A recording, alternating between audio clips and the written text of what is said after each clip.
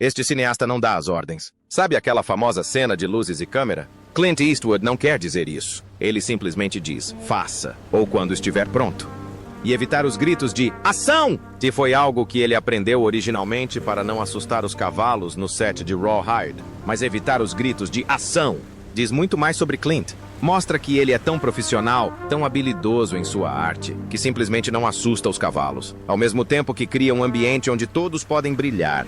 Ele é mais do que apenas uma música do Gorillaz, mais do que apenas um cara de olhar vesgo em um faroeste italiano, mais do que um vencedor de 4 Oscars, mais do que apenas uma piada em De Volta para o Futuro 3, mais do que apenas o cara ao lado do macaco, mais do que apenas o cara ao lado da cadeira vazia, e mais do que apenas um velho gênio rabugento.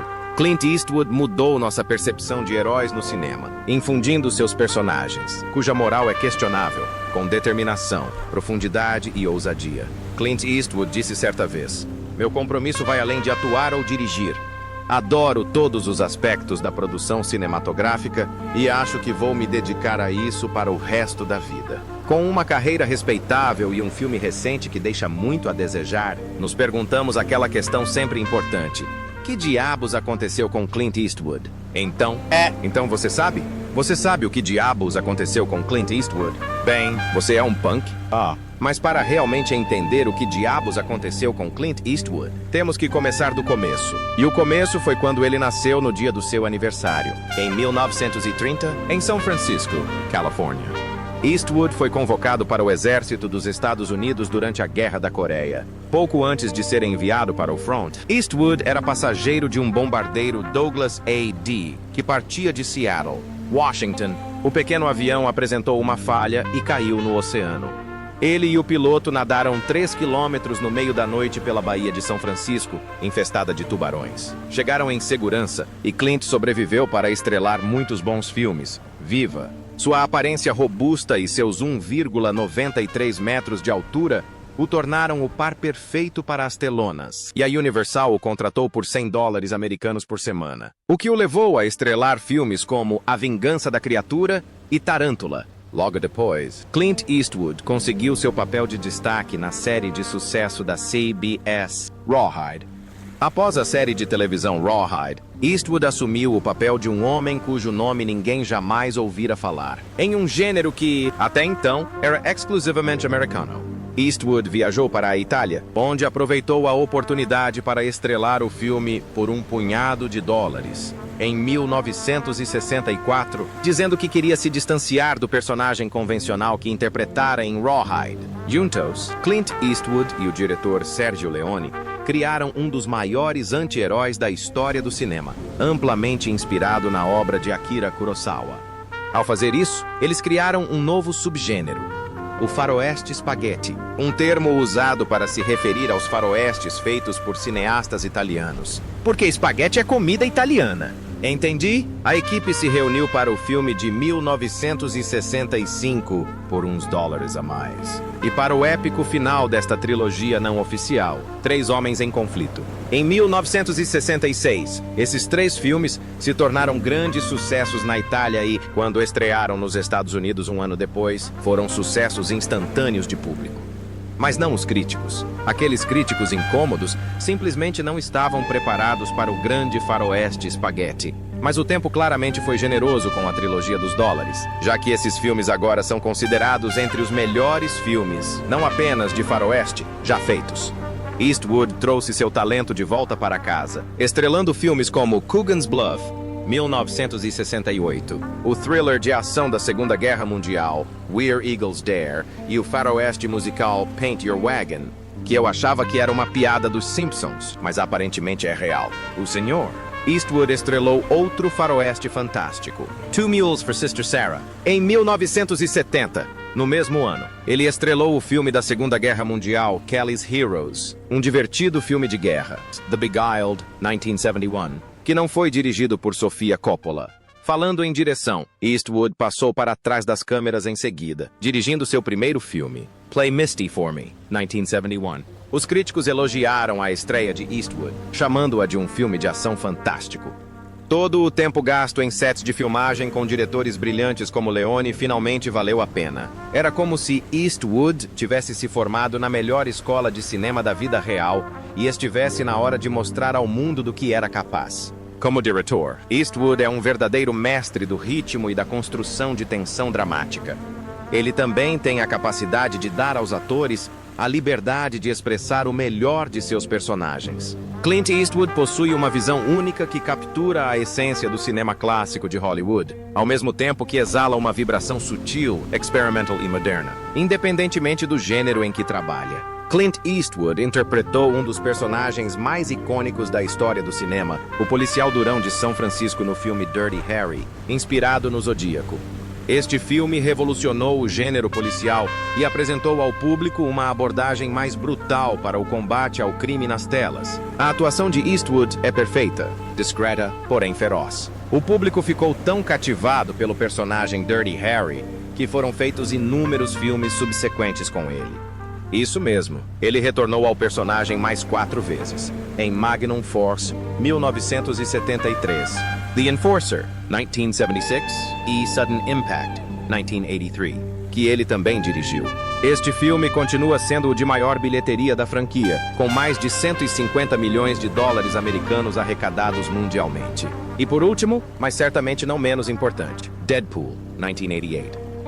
Não esse. Este filme é estrelado por um Jim Carrey bem jovem. Ele passou o resto dos anos 70 e 80 fazendo alguns dos filmes mais icônicos da época, dirigindo clássicos como High Plains Drifter, 1973, Breezy, 1973, The Eiger Sanction in 1975, The Gauntlet, 1977, o absolutamente incrível faroeste, The Outlaw Josie Wales, 1978, além de Bronco Billy e Honky Tonk Man, e o thriller da Guerra Fria Firefox.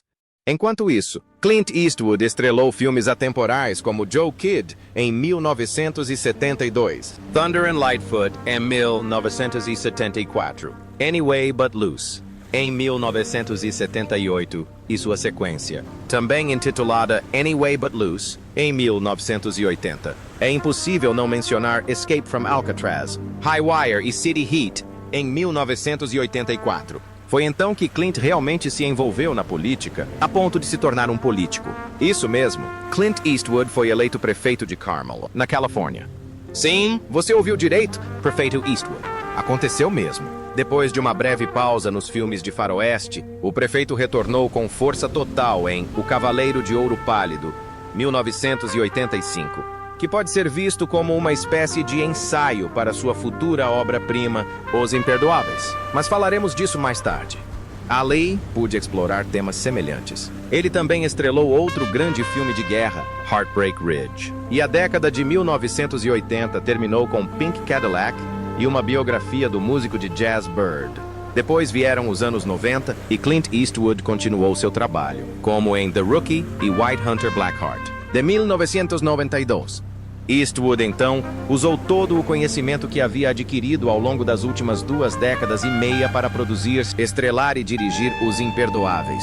Ele tinha o roteiro há muito tempo, mas sentia que não estava maduro o suficiente para assumir o papel. Clint Eastwood era tão dedicado a este filme que literalmente esperou anos até estar enrugado o suficiente para interpretá-lo. Isso sim é verdadeira dedicação cinematográfica. Todo mundo adora descrever Os Imperdoáveis como uma desconstrução do faroeste. E sabe de uma coisa? Bem, é verdade. O filme o desconstrói completamente. Este filme mostra o impacto da violência e como ela pode mudar uma pessoa. Este é o lado sombrio do Velho Oeste, onde os tiroteios são desleixados, caóticos e nada românticos. Bem diferente do que se vê em Hollywood. A lenda que é Clint Eastwood destruiu sozinho a lenda do Velho Oeste que ele ajudou a criar com uma nova lenda, Os Imperdoáveis. Antes de fazer o filme, Eastwood disse que queria fazer o último grande faroeste. E, nossa, como ele cumpriu essa promessa. Matar um homem é o inferno. Você tira tudo o que ele tem e tudo o que ele terá. Muitos o consideram o maior faroeste já feito, e é difícil discordar, considerando todos os inúmeros prêmios que conquistou. Ganhou 3 Oscars, incluindo Melhor Diretor e Melhor Filme, ambos para Eastwood, e Melhor Ator Coadjuvante para Gene Hackman. Os Imperdoáveis arrecadou quase 160 milhões de dólares nas bilheterias e foi selecionado para o Registro Nacional de Filmes da Biblioteca do Congresso.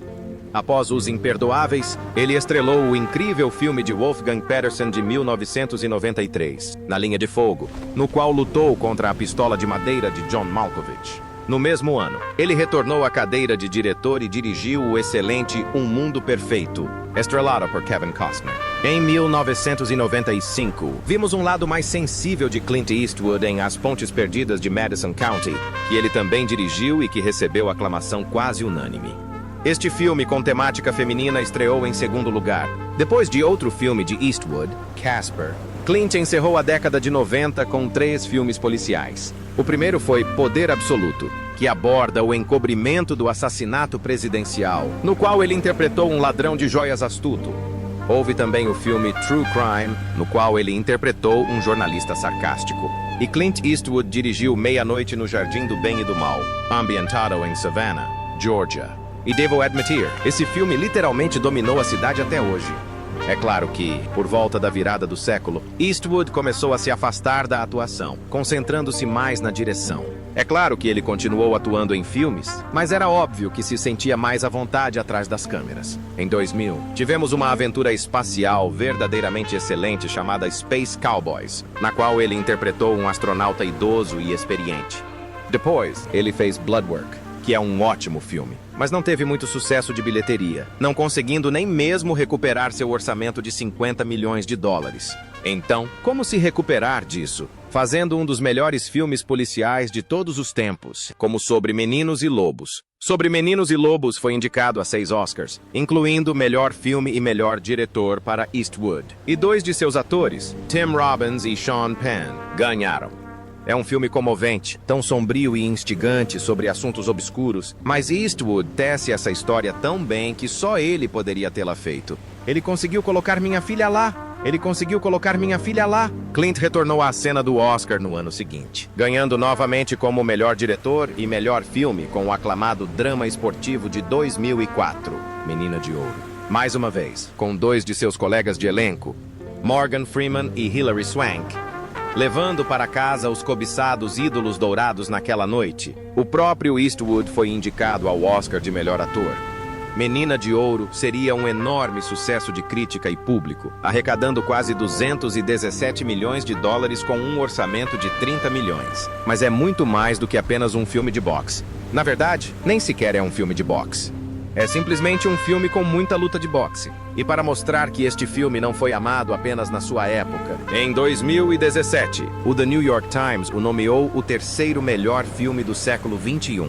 Como mencionei, é um filme emocionante com um tom sombrio e melancólico que só Eastwood poderia aperfeiçoar. Ele retornou ao tema da guerra em 2006 com 2 filmes complementares, A Conquista da Honra e Cartas de Iwo Jima.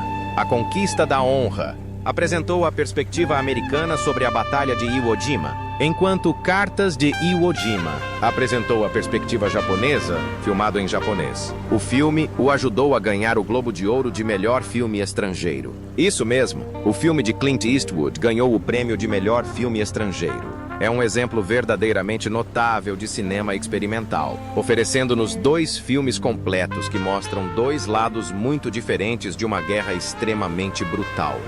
Cartas de Iwo Jima seria o mais aclamado dos 2, rendendo a Eastwood mais 2 indicações ao Oscar de melhor filme e melhor diretor. Desde 2008, Eastwood estrelou apenas 4 filmes e dirigiu 12.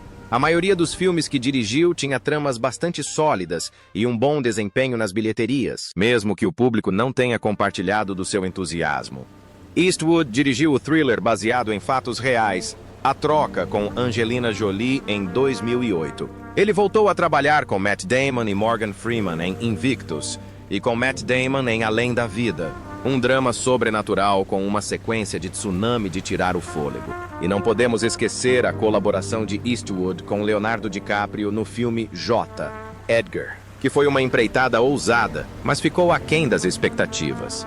Mas quando se trata de Clint Eastwood, as expectativas são, bem, muito altas. Ele voltaria a atuar no incrivelmente bem-sucedido Gran Torino, que, francamente, é provavelmente o último grande filme de Clint Eastwood.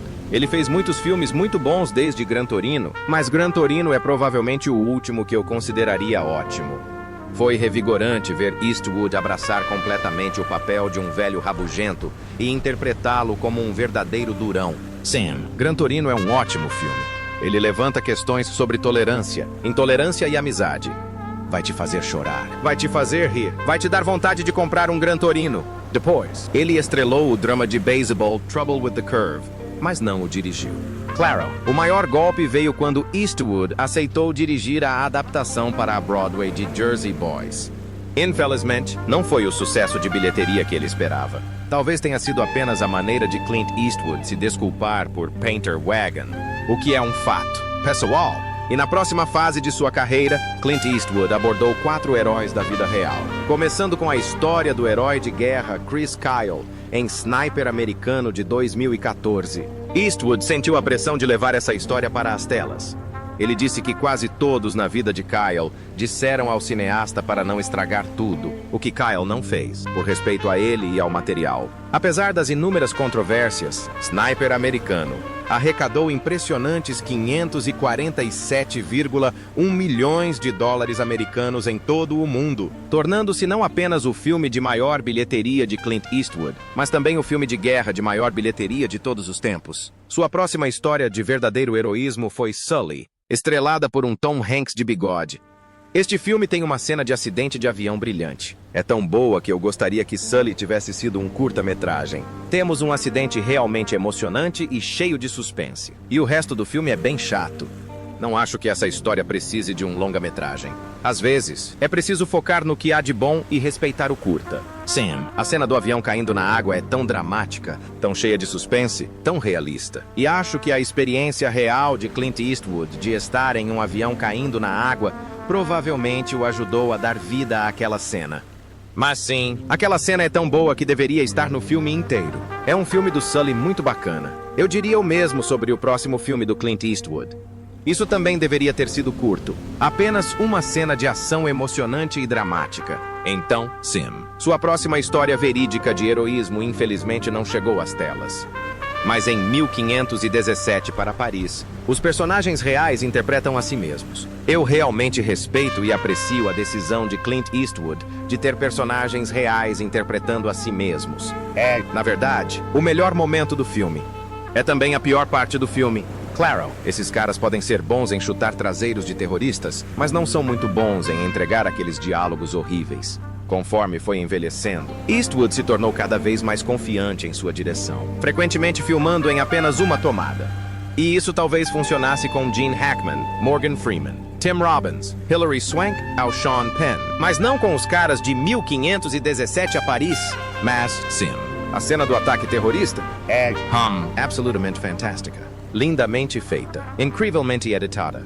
E eu ainda não consigo acreditar que ele obrigou todas essas pessoas reais a reencenar esse evento dramático, traumatico, ao mesmo tempo, heroico, certo, todas essas pessoas. Elas estavam interpretando a si mesmas. Bem, eu não acho que um terrorista estivesse interpretando a si mesmo. Sam, aquele cara que teve a garganta cortada, isso o fez reviver tudo. E Eastwood afirma que nunca sequer considerou usar atores. A ideia sempre foi usar pessoas reais, o que ele já havia feito com os personagens de Meia-Noite no Jardim do Bem e do Mal. Mas este funcionou tão bem em uma cena. O resto do filme é absolutamente intragável. Mas Eastwood voltou à sua melhor forma, pelo menos criativamente, no último de seus filmes biográficos de heróis, o surpreendentemente subestimado Richard Jewell, de 2019, estrelado por Paul Walker Hauser, que foi completamente plagiado no Oscar. Mas pelo menos Kathy Bates foi indicada. Infelizmente, este segundo filme sobre um cara que impede um ataque terrorista não foi bem nas bilheterias. Mas definitivamente vale a pena assistir. Em seguida, vieram os 2 últimos filmes de Eastwood. O primeiro, O Contrabandista, é a história real de um contrabandista de drogas de 90 anos. E então, este filme, O Contrabandista, foi impulsionado por mais uma atuação brilhante e contida de Clint Eastwood, acompanhada por uma história que realmente cativou o público. Sim, até agora, O Contrabandista é o último bom filme de Clint Eastwood. Muito bom, muito bom. Infelizmente, o mesmo não se pode dizer do último filme de Clint Eastwood, lançado em 2022, ano em que filmamos este longa. O filme se chama Cry Macho. Lamentavelmente, muitos o consideraram um dos piores filmes de 2021. Tive a impressão de que Clint Eastwood não queria fazer esse filme, nem na frente nem atrás das câmeras. Ele se destacava interpretando personagens rabugentos, mas esse filme parecia ser tudo o que ele tinha a oferecer. Ele era apenas um velho cowboy rabugento, cansado e pronto para a ação. Mas ele é tão teimoso que só quer continuar até morrer. A Warner Brothers sabia que este filme, Cry Macho, não daria lucro, mas mesmo assim o aprovou. Fizeram isso porque sentiram que deviam um favor a Clint Eastwood. Sei? Por anos de lealdade ao estúdio, o que provavelmente é justo e respeitável. Eastwood vem enriquecendo o catálogo de filmes da Warner Brothers com clássicos premiados há décadas. E a Warner Brothers e sua irmã, Dot, não queriam ver o machão chorar. E aqui surge a questão: será que a direção de cinema é uma carreira para jovens? Muitos cineastas outrora brilhantes parecem perder sua energia cinematográfica no final da carreira. É por isso que Quentin Tarantino anunciou que se aposentará em breve. Embora sempre haja exceções à regra de um cineasta veterano. E eu realmente achava que Clint Eastwood era uma dessas exceções. Mas em seus últimos filmes, bem, você ainda sente seu gênio, mas é diferente. Não consigo descrever ou capturar exatamente, mas acho que tem a ver com energia. Você tem a sensação de que a pessoa atrás da câmera não tem mais nada a provar. O que pode ser bom, ruim ou péssimo. Eu achei que tinha visto o Clint Eastwood. Isso me deixaria muito feliz. Ele é um homem tão bonito. Mas não dá para falar do senhor Clint Eastwood sem mencionar suas opiniões políticas. As visões, crenças e opiniões do senhor Clint Eastwood nem sempre se alinham perfeitamente com as de seus colegas de Hollywood. E Clint Eastwood claramente não se importa. O senhor Eastwood já se manifestou diversas vezes contra o politicamente correto. Ele apoiou candidatos que Hollywood desaprova e fez piadas e comentários duros sobre suas crenças. Tentativas foram feitas para destituí-lo. Mas o senhor Eastwood construiu uma reputação tão sólida que ela não pode ser abalada. Por mais que se esforcem, muitos na indústria do entretenimento, sejam quem forem, não gostam, não compartilham ou não apoiam as opiniões políticas de Clint Eastwood. Mas você pode curtir, compartilhar e se inscrever neste canal específico do YouTube. E clique no sino para receber notificações, caso queira receber avisos sobre esse tipo de conteúdo. Como assim? Cala a boca. Ok. Depois de 1517 em Paris, todo mundo se perguntava: o que diabos aconteceu com Clint Eastwood? E então ele volta com Richard Jewell e mostra que ainda está em forma. Então agora, depois de Cry Macho, ele tem outro bom filme a caminho, certo? Mas o cara tem mais de 90 anos e não tem nenhum projeto novo em vista. Será que ele finalmente decidiu abandonar tudo e aproveitar a aposentadoria? E se existe um cineasta que merece se aposentar, esse cineasta é Clint Eastwood. Esse ator, ou melhor, diretor de cinema, redefiniu todos os gêneros em que atuou, como faroestes, filmes de guerra, filmes policiais e até mesmo thrillers. Clint Eastwood nos proporcionou quase 70 anos de entretenimento. É claro que alguns filmes não fizeram tanto sucesso, mas quando você ajuda a criar alguns dos maiores filmes da história, você conquista o direito de controlar sua própria carreira. E foi exatamente isso que Clint Eastwood fez. E sim, mesmo que Cry Macho acabe sendo o último filme de Clint Eastwood que veremos, ele deixou um legado que, na minha opinião, é incomparável e viverá para sempre. Então ninguém deveria se importar com o que diabos aconteceu com Clint Eastwood, porque ele está muito bem. Obrigado.